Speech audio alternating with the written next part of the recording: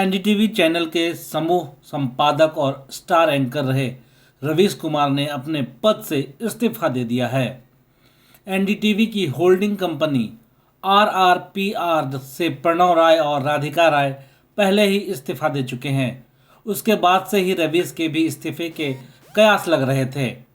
अब रवीश कुमार ने खुद अपने यूट्यूब चैनल पर इस्तीफे की जानकारी दी है।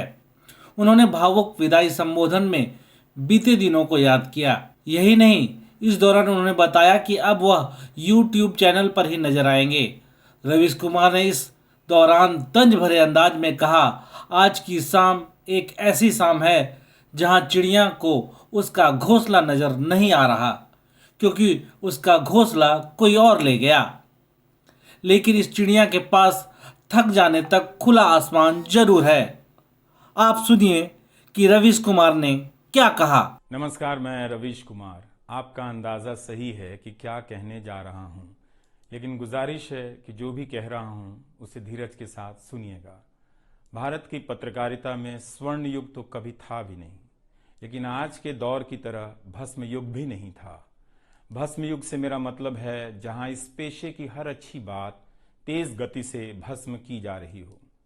यह दिन भी आना ही था।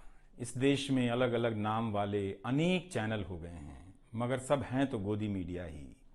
उसका परिवेश, उसका इकोसिस्टम, पत्रकारिता का और माहौल सब खत्म कर दिया गया है। मगर पत्रकारिता करने और कराने का दावा भी सब कर रहे हैं।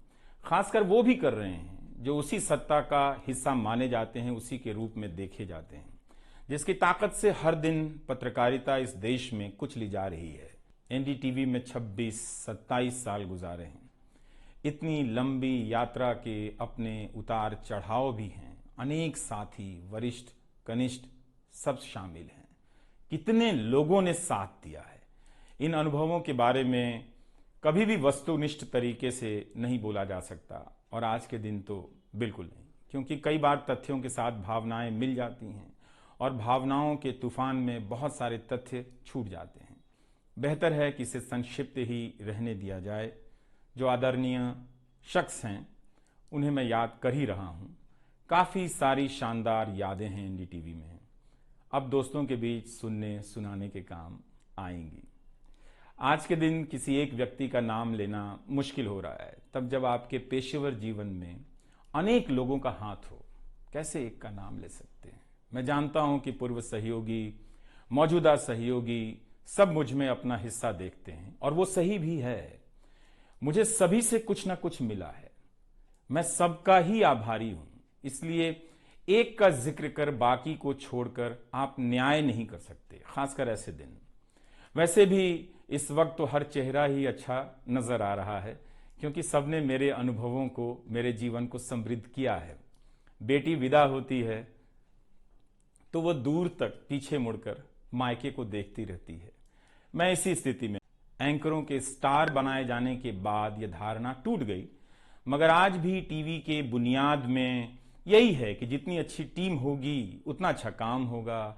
अभी इस बात को यहीं रहने देता हूं, कभी किसी और वक्त के लिए, तब जब आप भावुक ना हों, तब जब मैं भावुक ना हूं कि एनडीटीवी छूट रहा है।